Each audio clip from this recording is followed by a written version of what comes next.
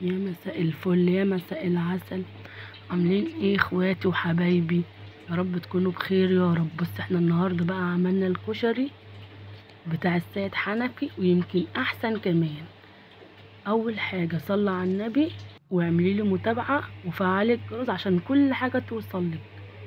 بص، احنا معانا رز والعدس والشعريه والقوطه وطبعا المكرونه. وبص انا قطعت البصل ومعانا ايه الحمص. انا كنت سلقاه اديته سلقه وقمت مغيره الميه وحط له ميه جديده، بس ده تاني ايه منظر.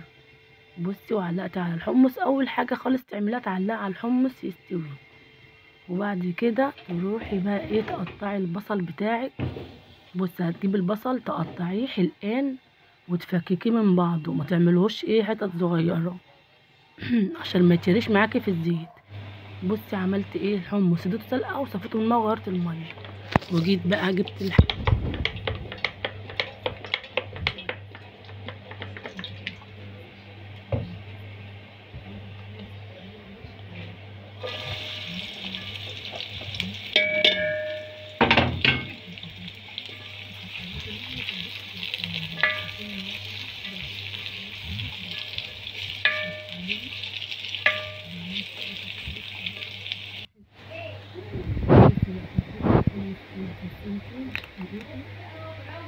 انت شاطره وشطوره.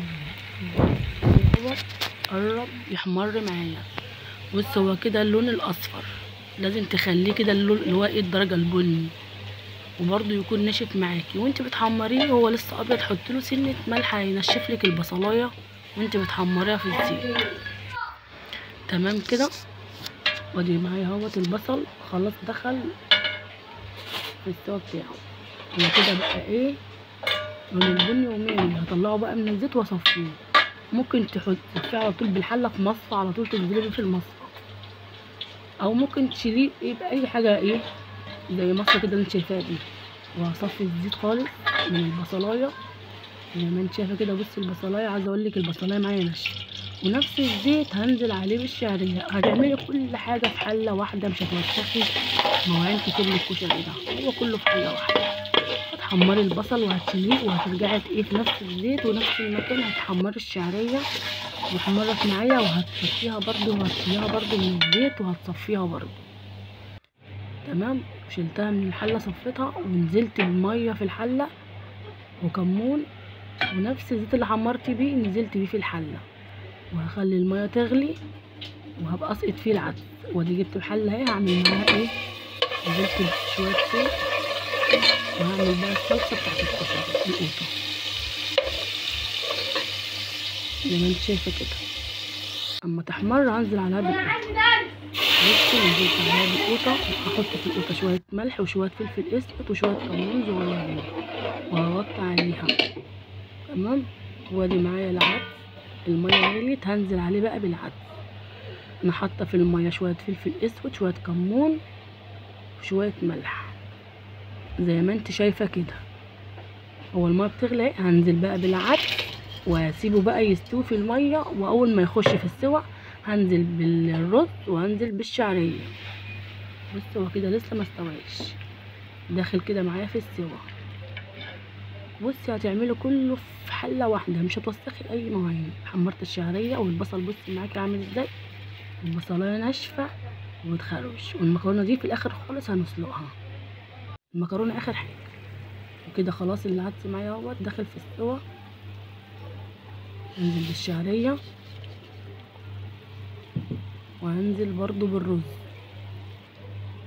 انا كنت محيقه الميه بتاعي حتى الكمون والملح والفلفل ومظبطه الميه بتاعتي. تمام. هقلب بقى كله في بعضه، واول ما يدي معاكي غلوه توطي النار خالص هتلاقيه مستوي معاكي وايه والرزايه مفلفله مش معجنه. تمام. هغطيها بقى وهسيبه ايه يغلي في بعضه. هنبص على الصلصه بقى. الصلصه معايا اهي داخله في السوا خلاص. تمام كده. تعالي بقى نبص على الرز. بصي، بسم الله ما شاء الله، الرز معايا مستوي وجميل ومفلفل، مفيش واحده معجنه او واحده لازقه في واحده. لو عجبك طريقة الكشري بتاعتي اوعي تنسي بالاشتراك في القناة وتفعلي لي الجرس. احلى لايك واحلى كومنت حلو كده ايه من اختي وحبيبتي. بص الرز معايا مفلفل وجميل، عايزه اقول لك ريحه الكشري مسمعه في البيت كله. اخر حاجه بقى هنعملها نسلق المكرونه، دي اخر حاجه، ننزل بالمكرونه اخر حاجه خالص زي ما انت شايفه كده. تمام، وادي المكرونه معايا اهي استوت، هصفيها بقى في المصفى.